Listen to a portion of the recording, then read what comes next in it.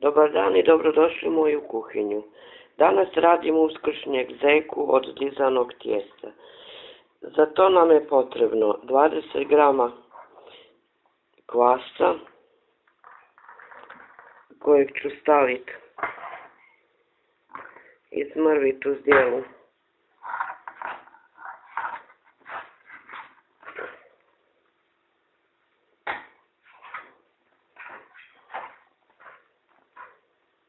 Gdje ću spremati tijesto.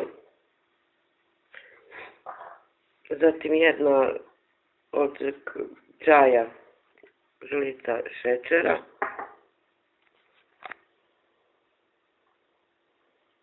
Onda je toplo mlijeko 4 decilitara.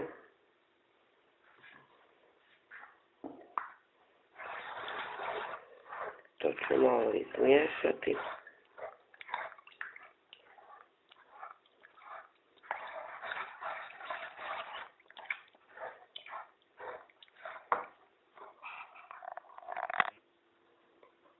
To ću dodati 1 decilitar ulja.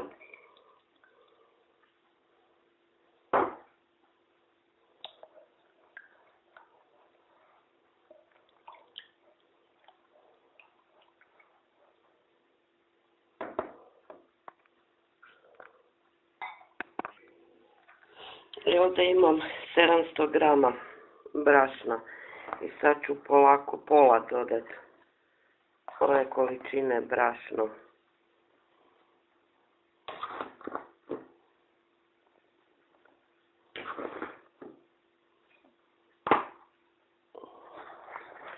U ovu smjesu.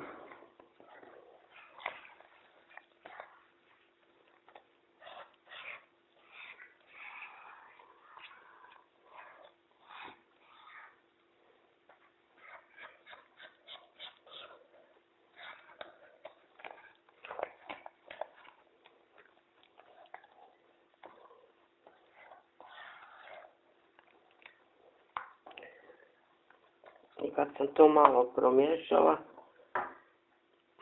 sad ću dodati soli, 1,5 žličicu. A to po vašem ukusu možete, ako volite više slano.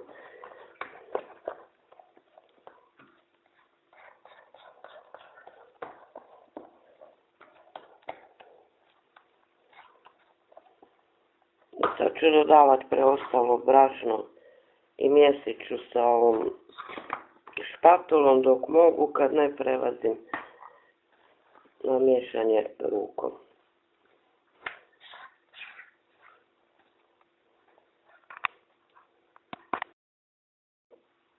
Dobila sam tijesto koje se ne lijepi. Još sam jedno 3-4 puta ovako dodala brašna da bi mogla napraviti to tijesto. I sad ću ga pouljiti posudu, staviti njega u posudu, malo njega pouljiti, prekriti krpom i ostaviti jedno pola sata da tijesto odmara.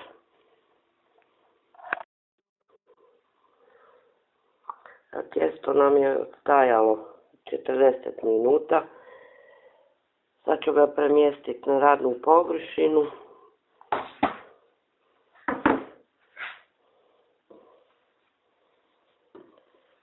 Malo ću ga premjestiti.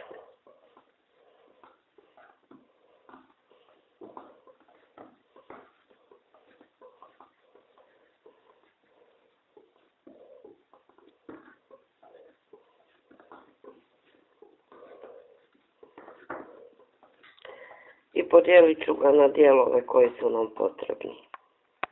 Evo, podijelila sam tijesto, treba nam jedna loptica za glavu, malo manja, malo veća za tijelo. Ovo su za nogice, ovo su za ruke, uši i još malo tijesta nam treba za ukrašavanje, za oči, nos i tako. Sad polako idem da slažem, da ga mečem u ples koji sam obložila sa pek papirom.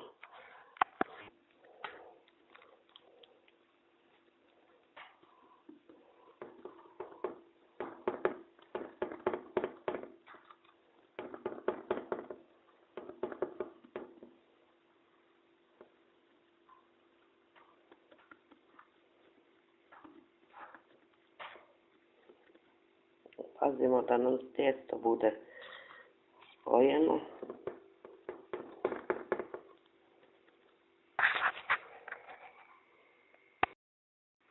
Evo, spojila sam nogice i rukice sa trupom, uši i napravila sam glavicu.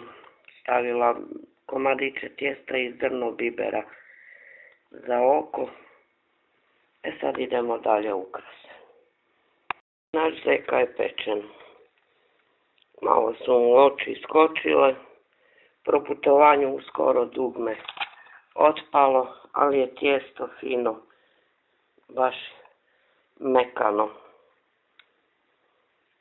Još je vruć.